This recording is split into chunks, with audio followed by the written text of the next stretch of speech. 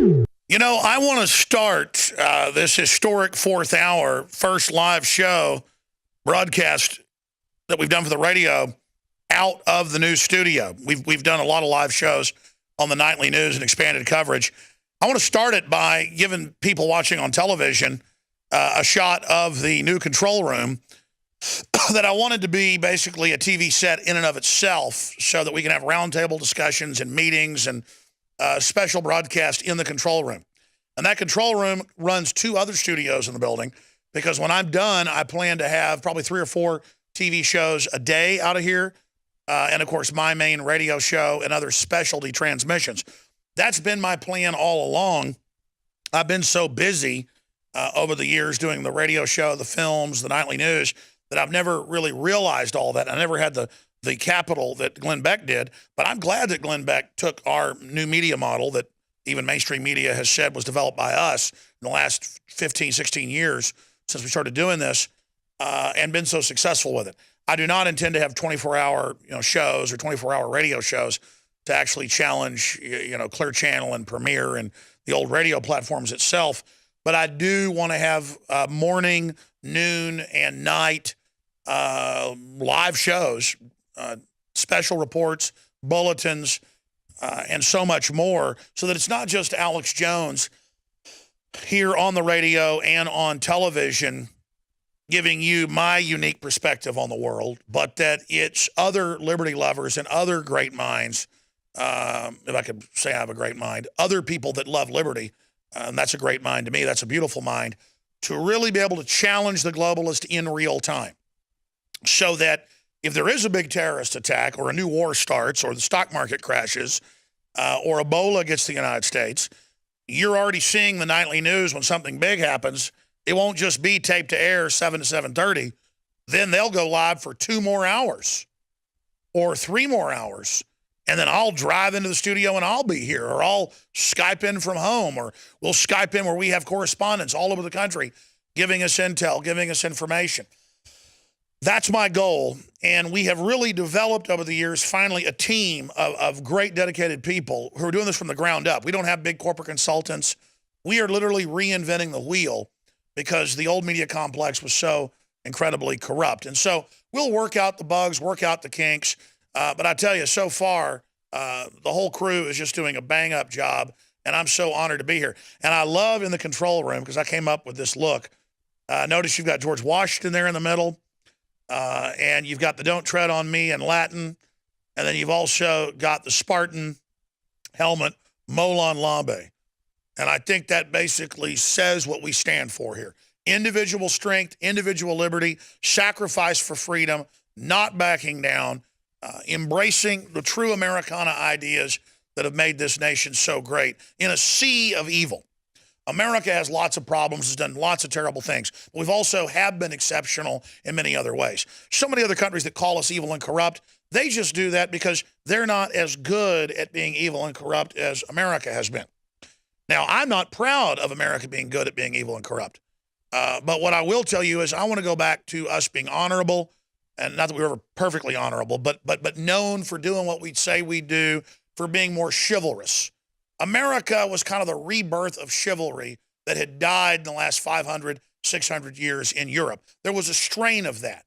And so I want to embrace the better angels of humanity, as a statesman once said, and try to strive for something better. That's our goal here. And this is our first, again, live transmission out of the TV studio for the radio show since we began building this facility about a year ago.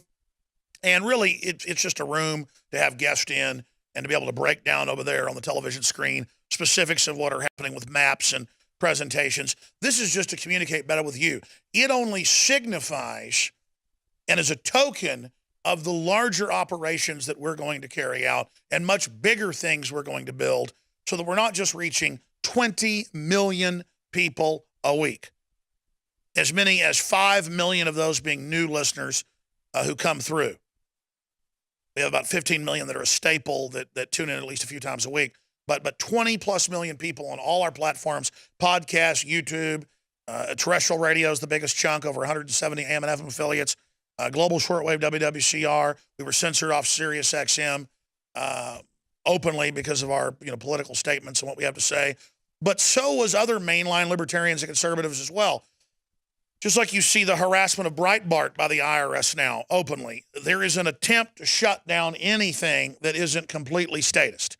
Not that mainline Republicans are good, not that Breitbart's even perfect, but that for the system that says your children don't belong to you, 2 + 2 = 5, it is a threat because it believes in private property, because the libertarian conservative movement is being radicalized by patriots like yours truly. Time Magazine has said that twice, that I'm the mad prophet of the Tea Party.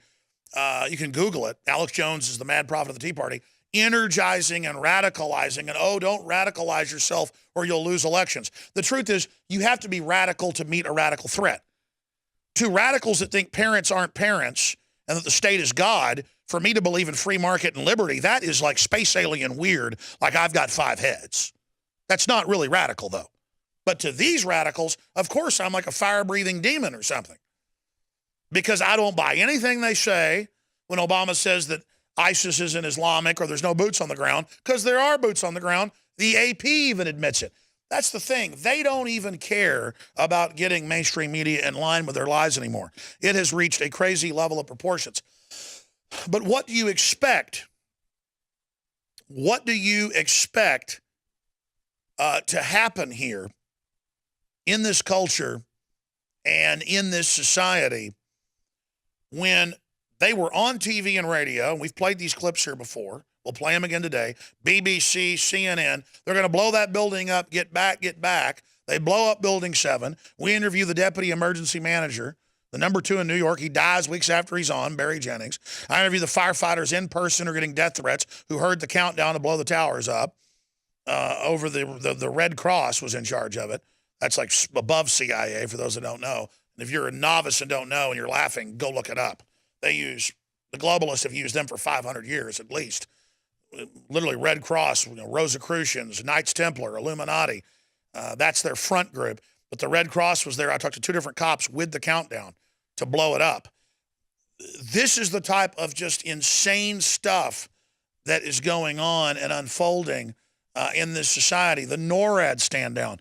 I want to go over some of the smoking guns of 9/11 today, but I wanted to spend a few minutes talking to you about where we're going and what we're building, thanks to all of your support out there, spreading the word about the transmission and the rest of it. Because if I was reaching 1 million people a week 17 years ago, 20 years ago, I was reaching a few thousand people a week.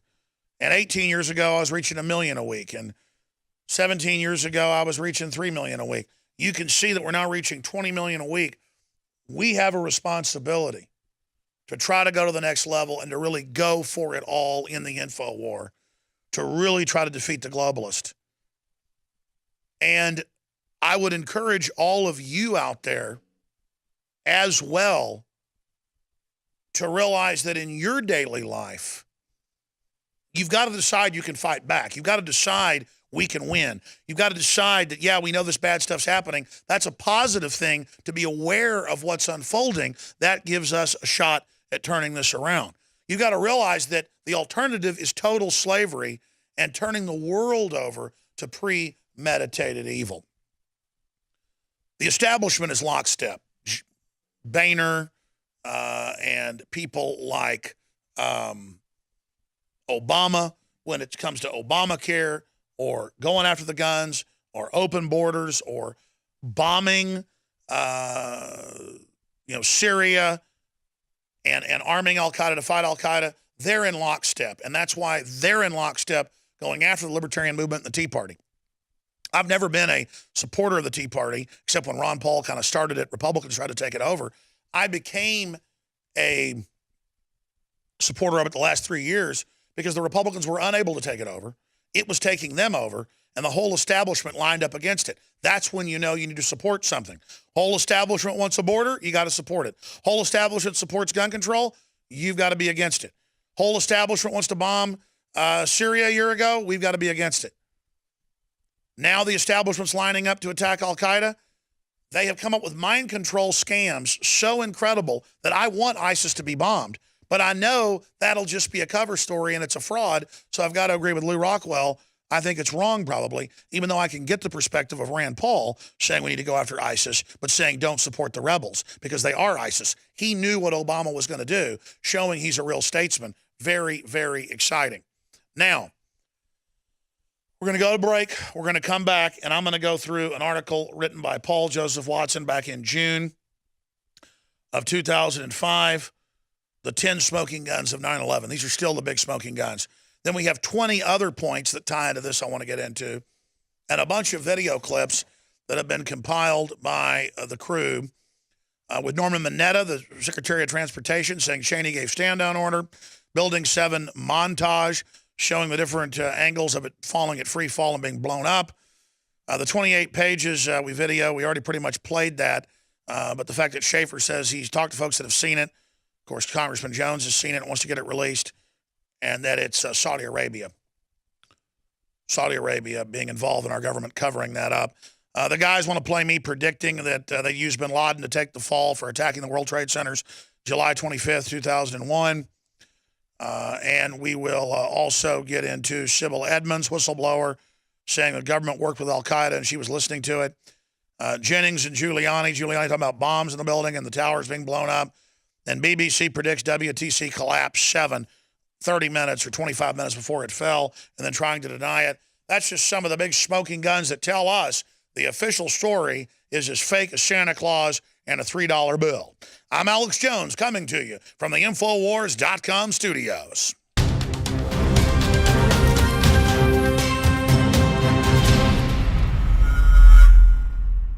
I began to get into iodine a few years ago because it was helping me and my family so much get healthy and detoxify. I believe our research is conclusive. This is the best iodine out there. And I know this for a fact. Nobody else has got iodine based on these pure crystals, ladies and gentlemen. For a limited time, experience the ancient power of Survival Shield X2. Take advantage of this unprecedented 30% off Super Detox Special at InfoWarsLife.com.